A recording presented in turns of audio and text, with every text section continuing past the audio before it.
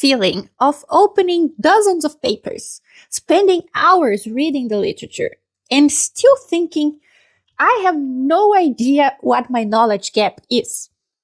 Because I remember one day asking a more experienced colleague what he was planning to do that week. And he casually said, "Oh, I'm going to search the literature for new knowledge gaps so I can build future projects around them." And I remember thinking, how? How do you search for something that, by definition, you cannot see? It felt like an impossible mission, something like finding an invisible object in a huge room.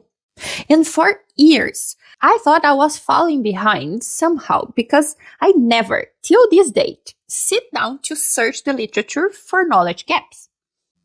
But then I realized what my colleague probably did several years ago.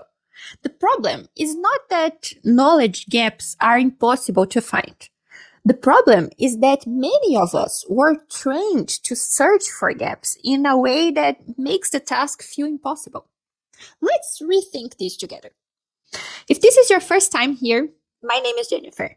I have more than 15 years of experience working around the world as a biomedical scientist, doing research, publishing papers, supervising students, and all the academic stuff. Here at the Empath Advisor, I share all the best tools I discovered through my journey, as they might inspire you to have an easier and more enjoyable academic experience too.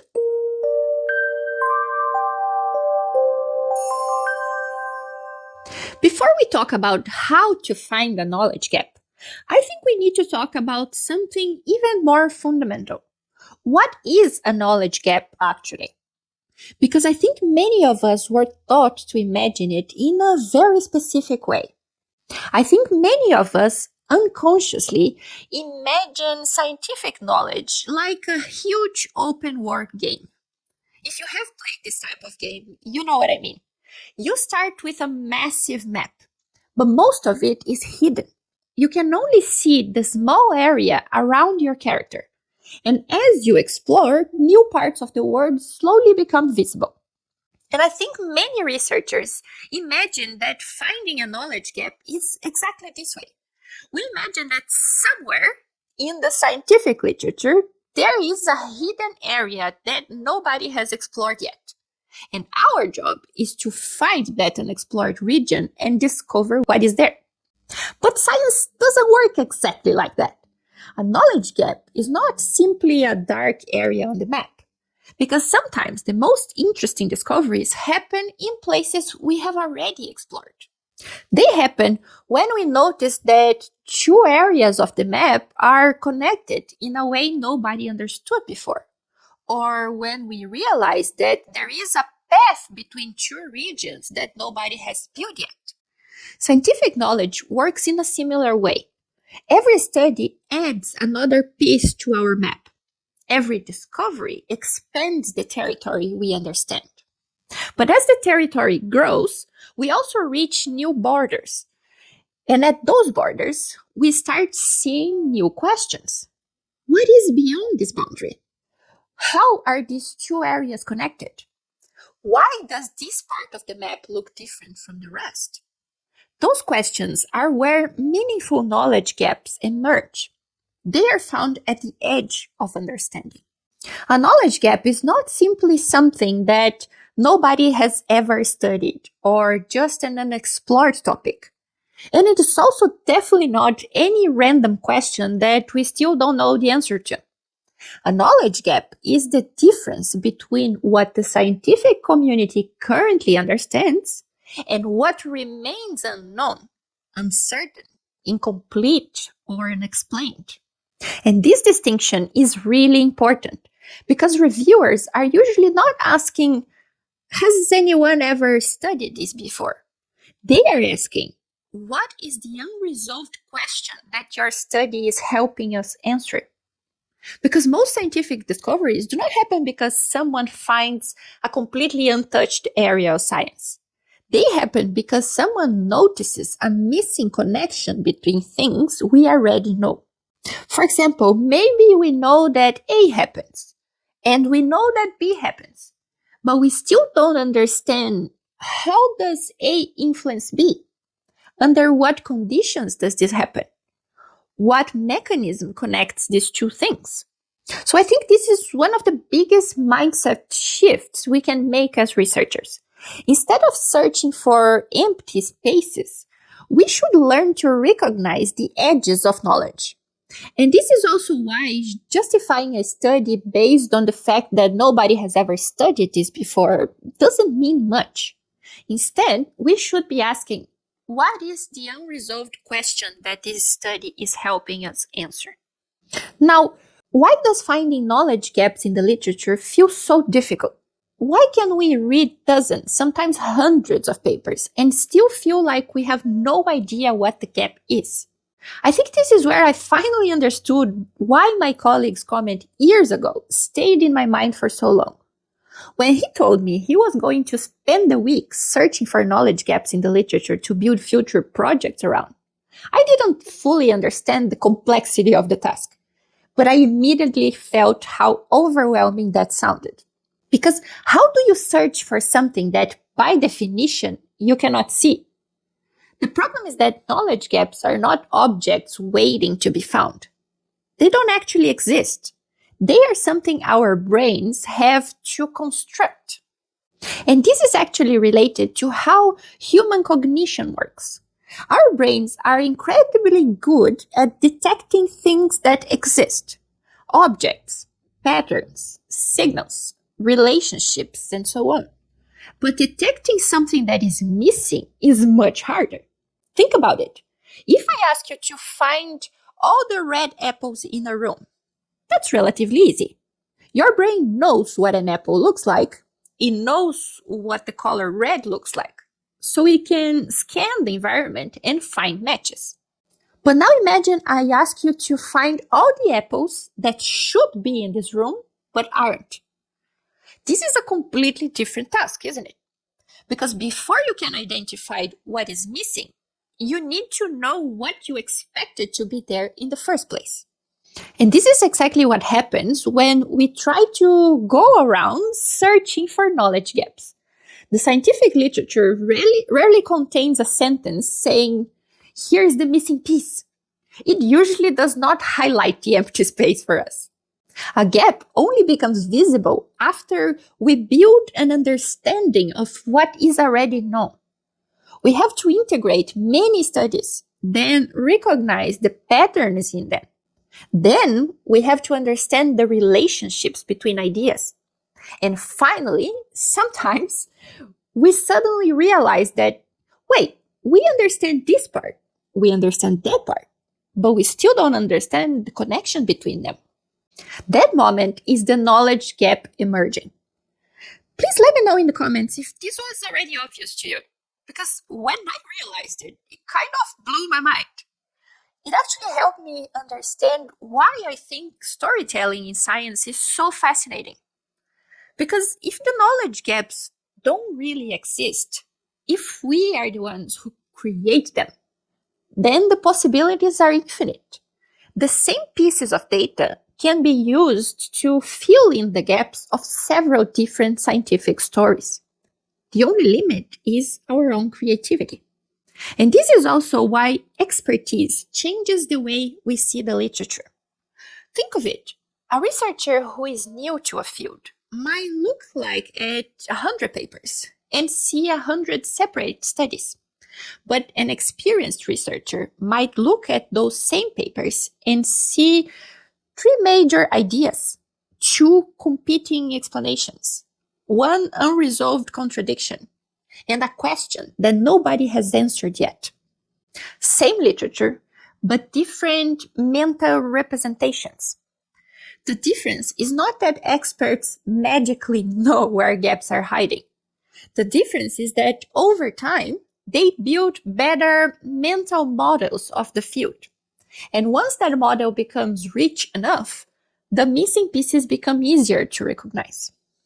Now let's imagine that we have successfully identified the knowledge gap. We found something that the scientific community still does not understand. Great. But there is a question we need to immediately ask next. Does this unknown actually matter? Because this is a very common misunderstanding about knowledge gaps.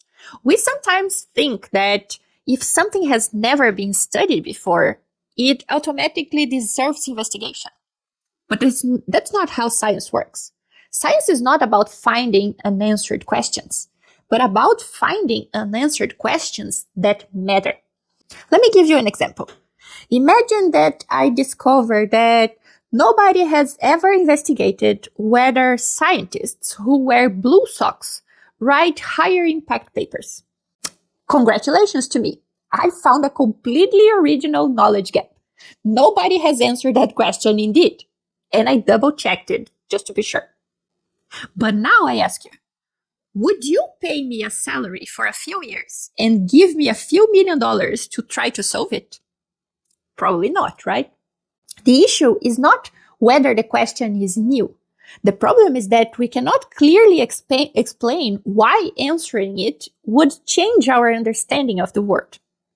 And this is a very important distinction. Innovation is not the same as value. A question can be completely new and still not be important. And this does not mean that every study needs to promise an immediate clinical application or a new technology. Basic research is absolutely essential. Many of the discoveries that transformed science started as fundamental questions about how the world works. But even basic research needs to explain why this particular unknown deserves our attention. Why does resolving this uncertainty move knowledge forward? A gap simply creates curiosity, but significance is what creates the need to investigate something. And this is where we need to understand that a strong research story is actually answering two different questions. The first question is, what don't we know? This is the knowledge gap, which identifies the missing piece in our understanding. The second question is, why does this matter? This is the significance, which explains why closing that gap is worth doing. A weak introduction often stops after the first question. It says, for example, that the role of mechanism X remains unclear. And that might be true, but the reader is still waiting for the next part, which is what happens if we continue not knowing this. A stronger argument connects the gap to a consequence.